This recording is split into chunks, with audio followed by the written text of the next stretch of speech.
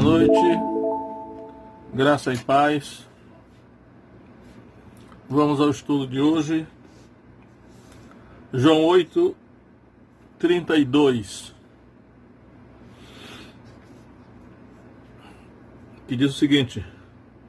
Nós vamos começar no verso 30, João 8:30. Falando ele estas coisas, muitos creram nele.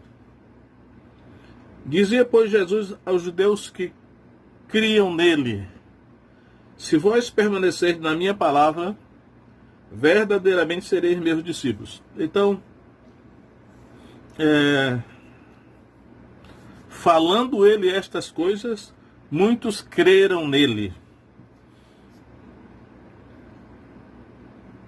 Se fosse hoje, para alguns ou para muitos, parece que estava tudo resolvido.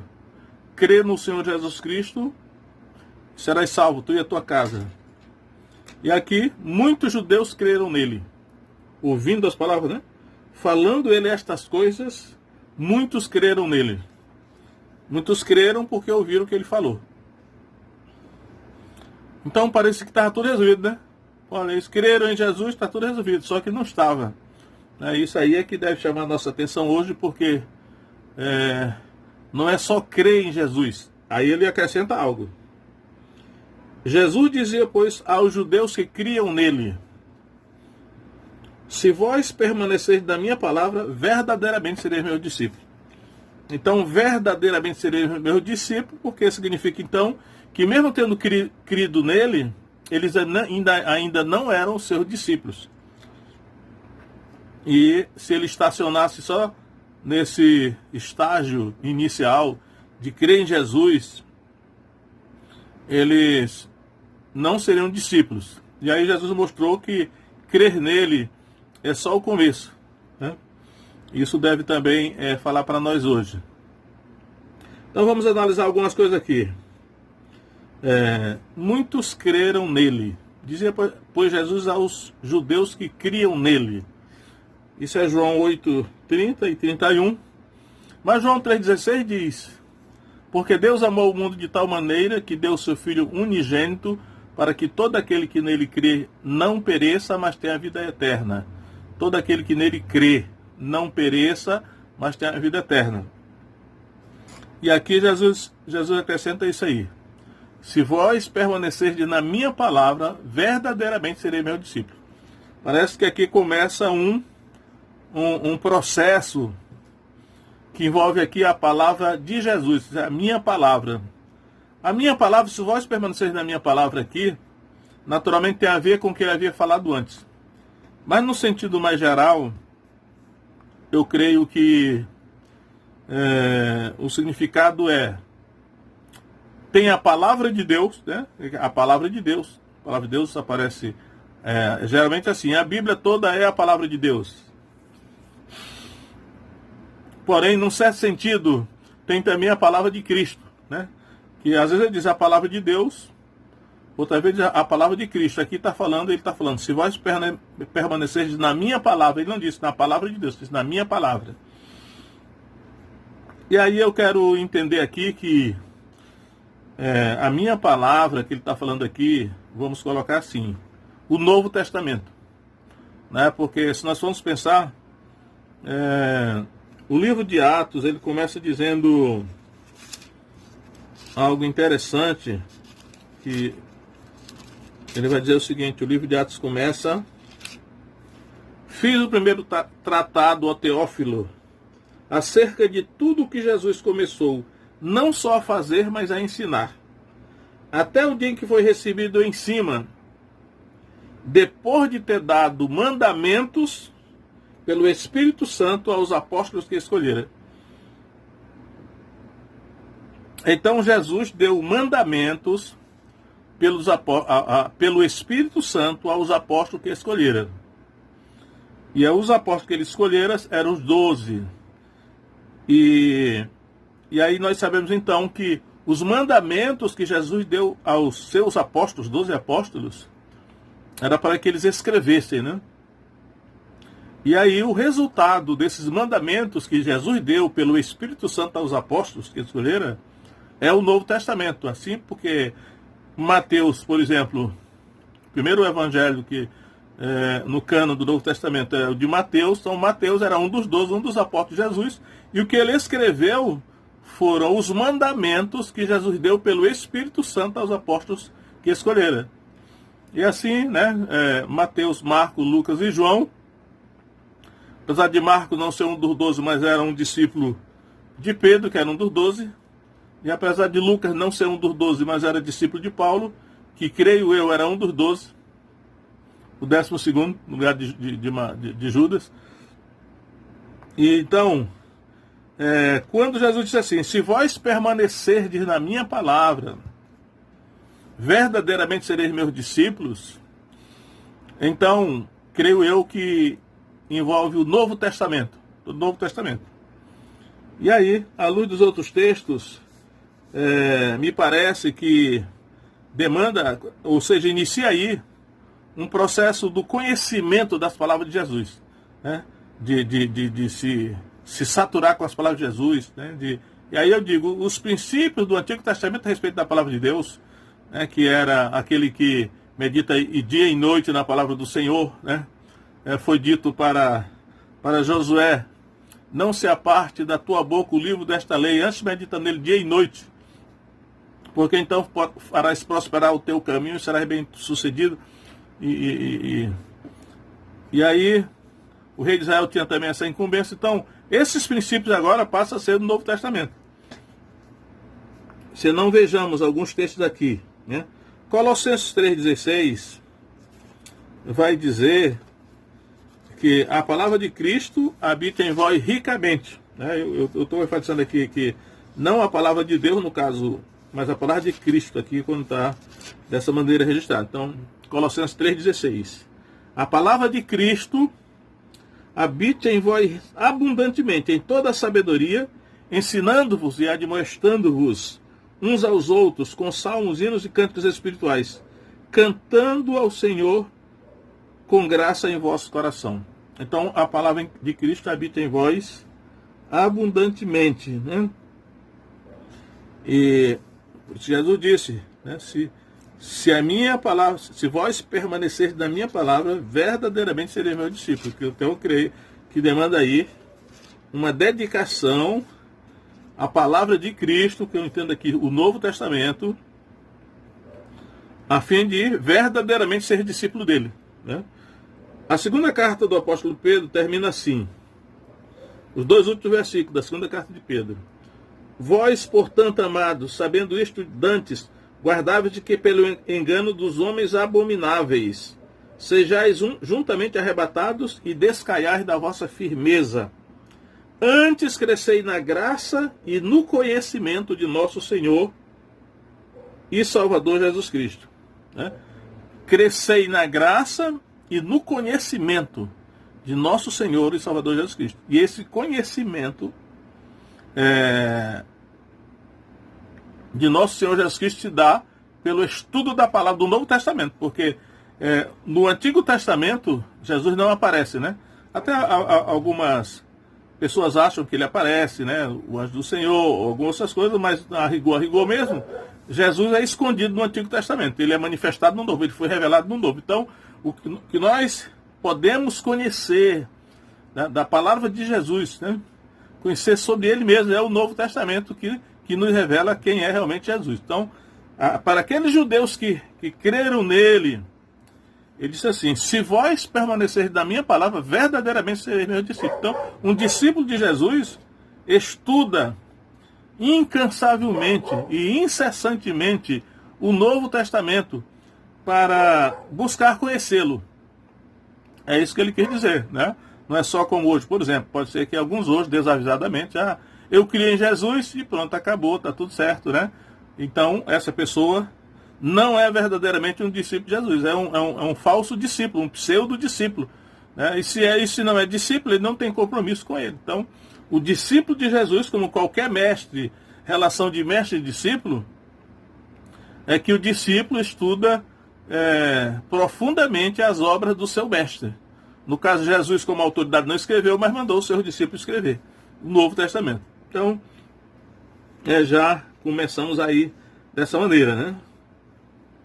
Mas aí chegamos no versículo mais conhecido, principalmente hoje, né? Que se tornou até tema de campanha política, né? Ou de ação política.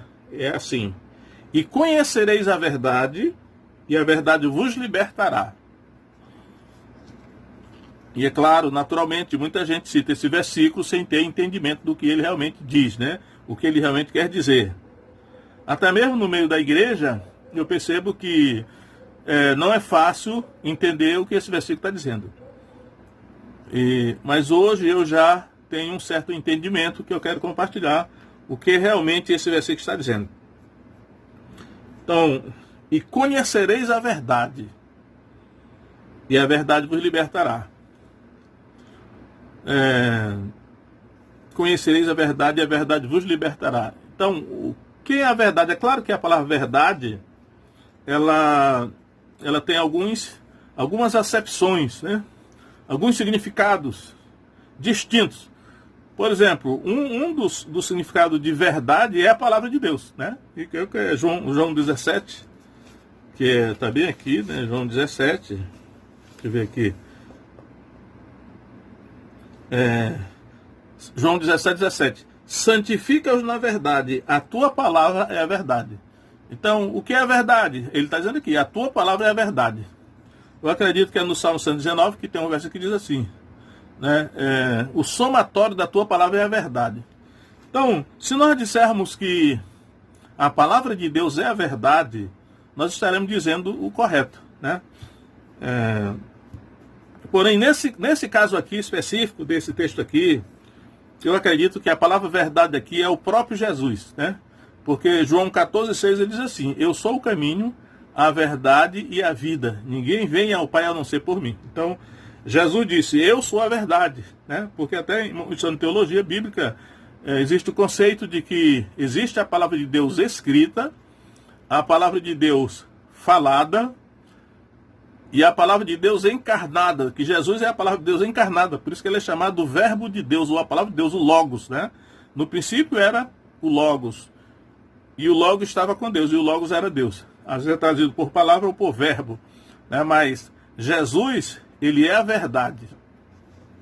E eu acredito que nesse texto aqui de João 8,32, quando ele diz assim, conhecereis a verdade, e a verdade vos libertará, ele está se referindo a ele mesmo, né? Na verdade, o texto diz isso. Eu vou logo mais na frente vou mostrar isso aí.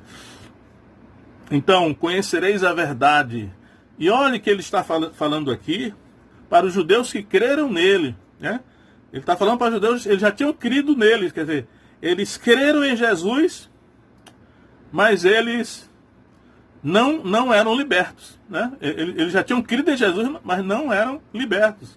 Né? Por isso que ele disse, se vós permanecerdes na minha palavra, verdadeiramente sereis meus discípulos.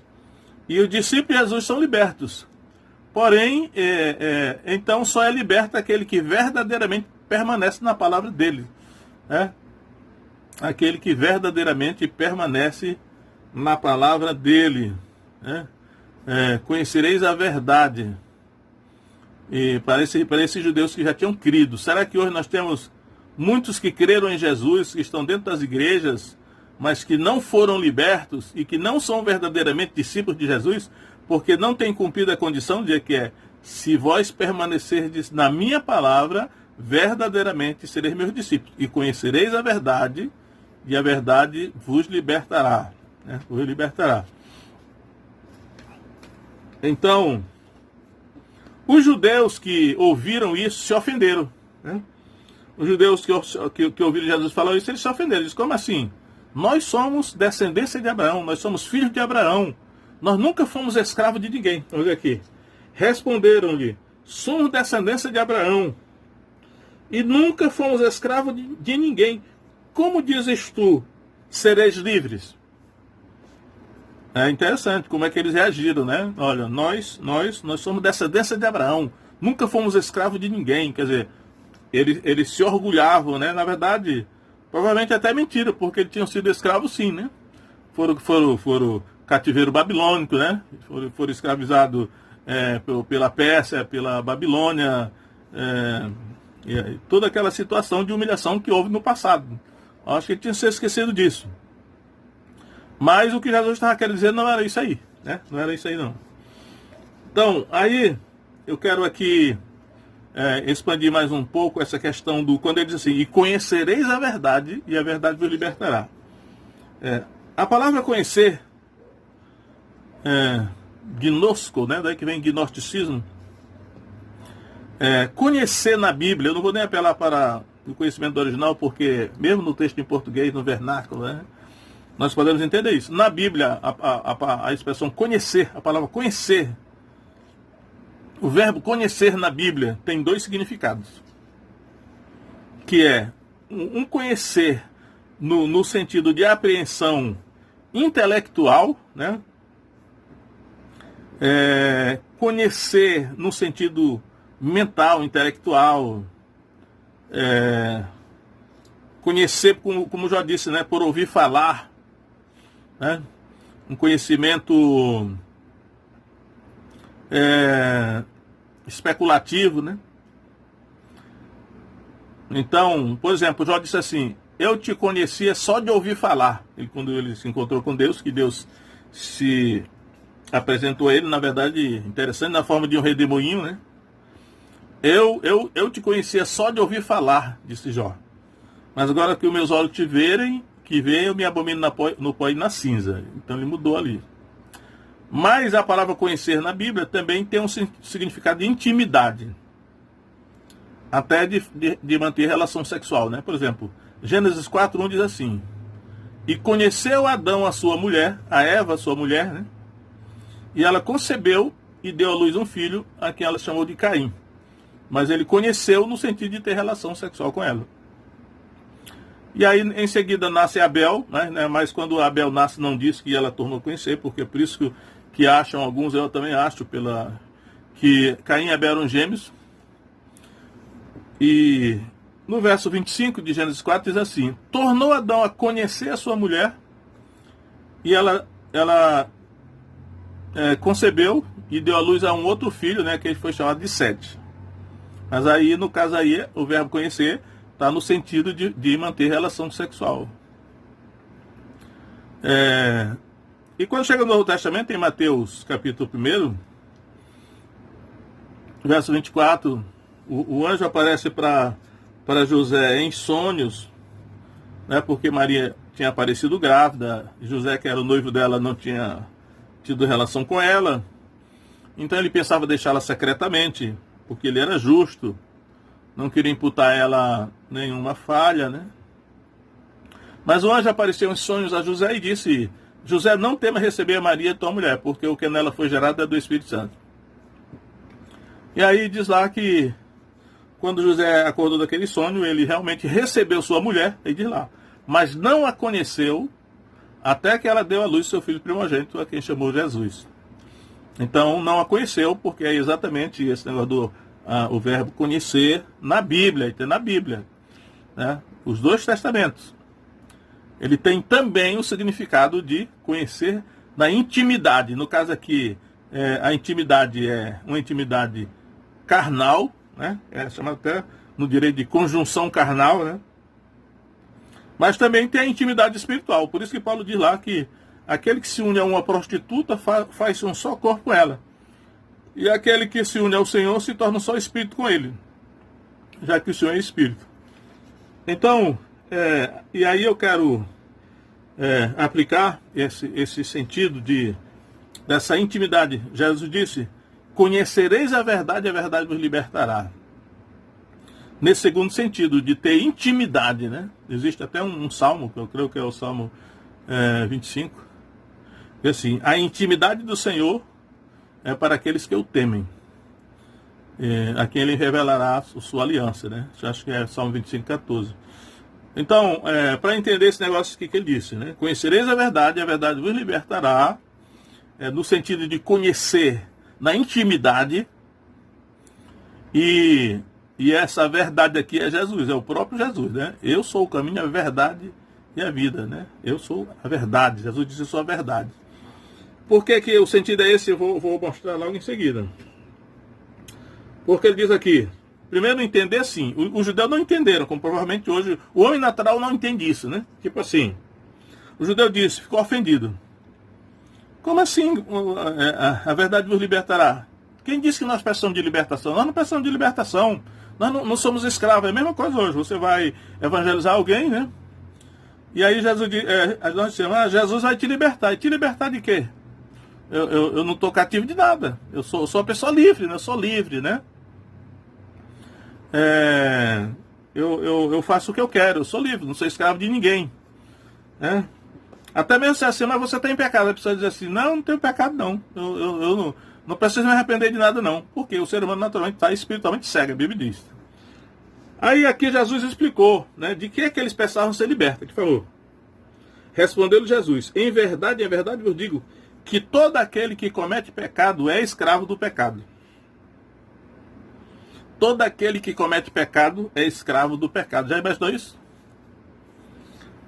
Por isso que Paulo diz em Romanos 3:23, né? E todos pecaram e foram destituídos da glória de Deus. Todos pecaram, toda a humanidade pecou. Começou com Adão, né? Adão e Eva lá. Da partir daí todos pecaram, menos Jesus. Jesus não pecou porque ele foi concebido de maneira miraculosa, sem concurso de homens, concebido pelo Espírito Santo do ventre de Maria. Então ele não foi maculado com o pecado. Mas fora de Jesus todos pecaram. Então, aí ele disse, todo aquele que comete pecado é escravo do pecado. E aí quando a pessoa diz assim, mas eu nunca matei, nunca roubei. Só que pecado não é só isso não, né? Pecado é a transgressão da lei de Deus, né? Depois Paulo vai dizer em Romanos 7 assim, eu não conheceria concupiscência se a lei não dissesse, não cobiçarás. Então a transgressão da lei de Deus, anomias, iniquidade. E aí o judeu achava assim, mas então eu nunca matei, né? Nunca adulterei. Aí Jesus disse, ouviste que foi dito aos antigos, não matarás. Eu, porém, vos digo que todo aquele que se irá contra o seu irmão sem motivo, já em seu coração, ele cometeu o pecado, transgrediu a lei de não matarás. Todo aquele que olhar para uma mulher para cobiçar em seu coração, para cobiçar, em seu coração já cometeu adultério com ela. Ou seja, não escapa ninguém, né? Então, quando Jesus disse assim, a verdade vos libertará, ele está servindo a isso, ao pecado, né?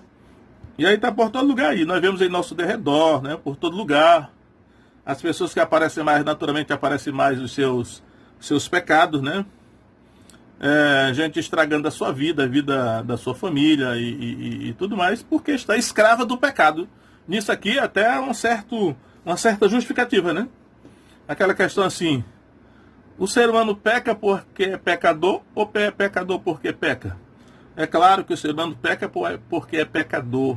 Uma árvore, ela dá o fruto conforme a sua natureza. Um pé de manga, uma mangueira, o fruto que ela vai dar vai ser manga. Ela não pode dar outro fruto porque é da natureza dela.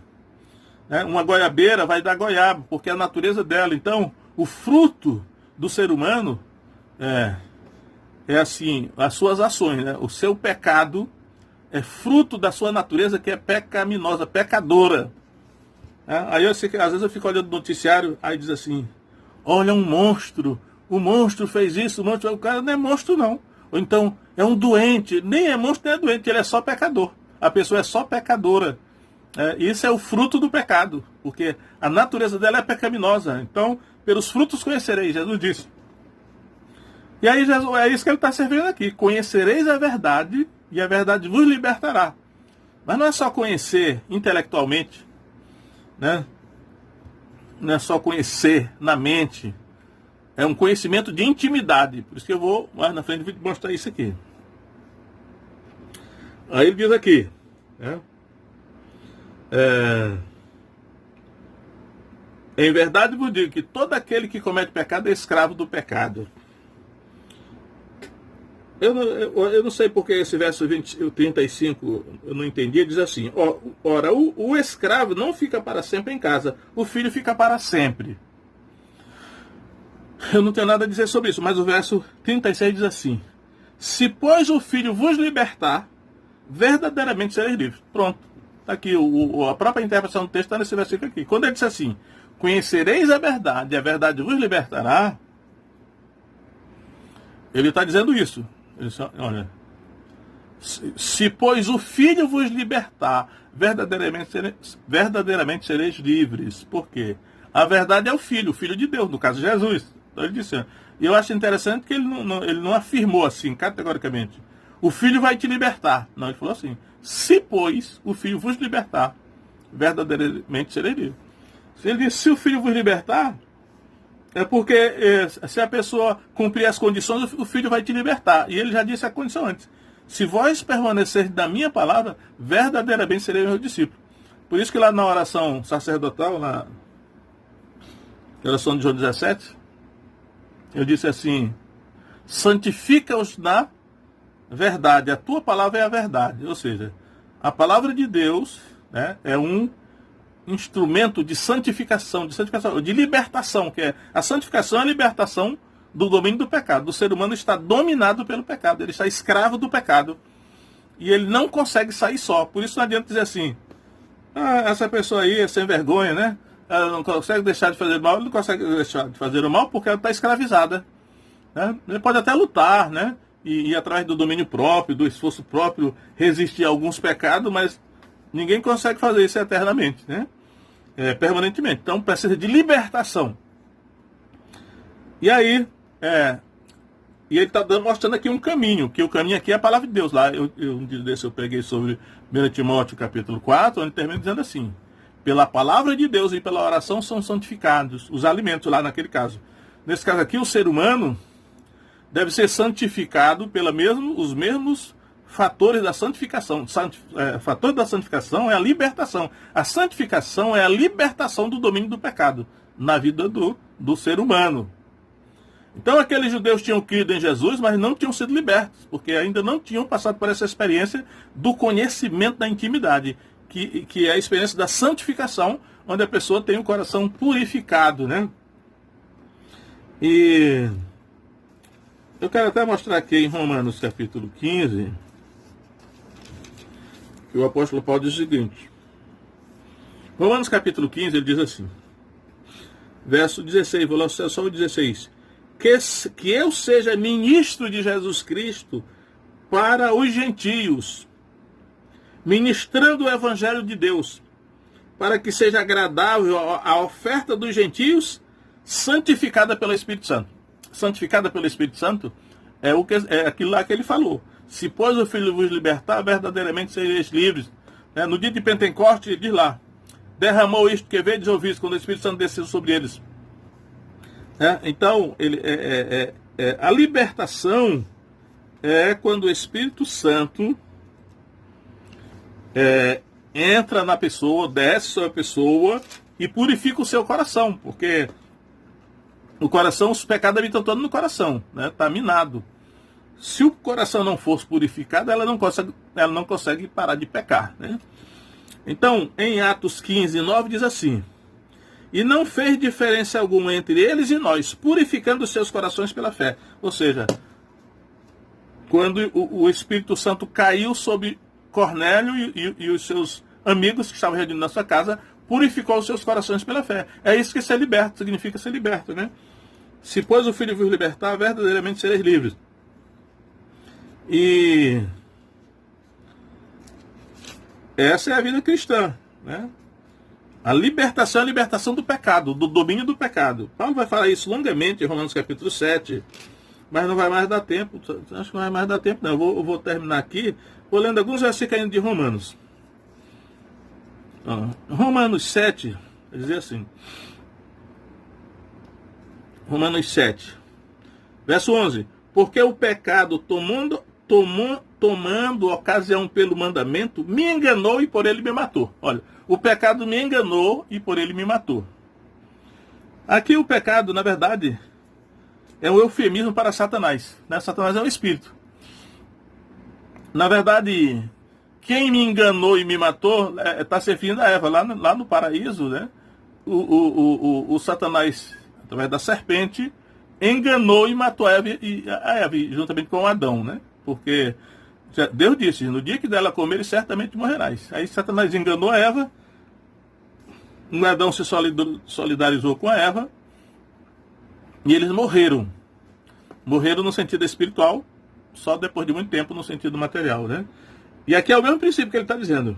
Porque o pecado tomando ocasião pelo mandamento me enganou e por ele me matou. Ou seja, Satanás o mesmo princípio hoje. Isso é a tentação.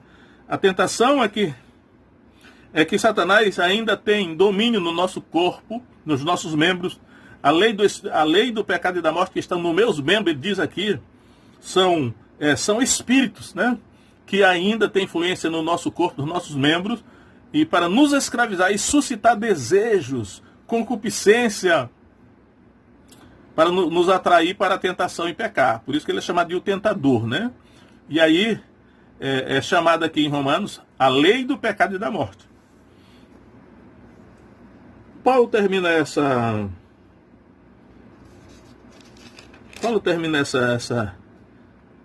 palavra em Romanos 7, dizendo o seguinte, verso 22. Porque segundo o homem interior tenho prazer na lei de Deus, mas vejo nos meus membros outra lei, que batalha contra a lei do meu entendimento, e me prende debaixo da lei do pecado que está nos meus membros. Aqui me prende, a NVI diz assim, me aprisiona. Por isso Jesus disse, conhecer a verdade vos libertará, se pois o Filho vos libertar, verdadeiramente sereis livres. E aqui Paulo está dizendo, né, que a lei do pecado da morte habita nos meus membros e me aprisiona, né? Me aprisiona debaixo da lei do pecado, que está nos meus membros. Ele está nos meus membros, ele está falando aqui, são espíritos, né? Parece que é muito humilhante, né? Não, mas podemos reagir igual os judeus, né? Não, mas eu sou crente, não tem nenhum espírito maligno habitando em mim, não. Pode até não ter, mas eles, pelo menos superficialmente, eles podem influenciar, né? E suscitar desejos, e às vezes desejos que podem ser muito intensos, que a pessoa não consiga resistir, e acaba levado como escravo para cometer aquele pecado. Aí o Paulo diz aqui, miserável homem que eu sou, quem me livrará do corpo desta morte? E ele termina com uma mensagem positiva, diz assim, dou graças a Deus por Jesus Cristo, nosso Senhor, assim que eu mesmo com o entendimento sirvo a lei de Deus, mas com a carne a lei do pecado. Ou seja, Jesus aí é a solução, né? Ele disse, mas é a questão da santificação. A santificação, né, como já foi visto aí, ela tanto é um ato, né, que é quando o Espírito Santo vai habitar, ou como é um processo, porque ao longo da vida a santificação progressiva, nós temos que manter a santificação, ou seja, a libertação. A libertação, né, que ele disse, se pois o Filho vos libertar, verdadeiramente sereis livres. Aí Pedro termina dizendo, portanto, crescei na graça, em vez disso, né, crescei na graça e no conhecimento de nosso Senhor Jesus Cristo. E aí essa é a luta diária do cristão, né? Mas é a intimidade com Jesus, usando os meios da santificação, que no caso é a oração para atrair o Espírito Santo, a palavra de Deus, que faz a mesma coisa, é um objeto que santifica, purifica, né, as influências malignas, os fluidos malignos que vão se afastando de nós. O Espírito Santo vai trazendo paz, vai trazendo resistência aos desejos impuros. Essa é a luta, e é diária, e é do cristão. Então, como ser liberto da escravidão do pecado é o tema dessa palavra, né? E aí, espero que tenha dado para... É uma luta, né? Para entender, e nós estamos nessa batalha aí. Então, Deus abençoe cada um de vocês aí, e a nós aqui, em nome de Jesus, amém.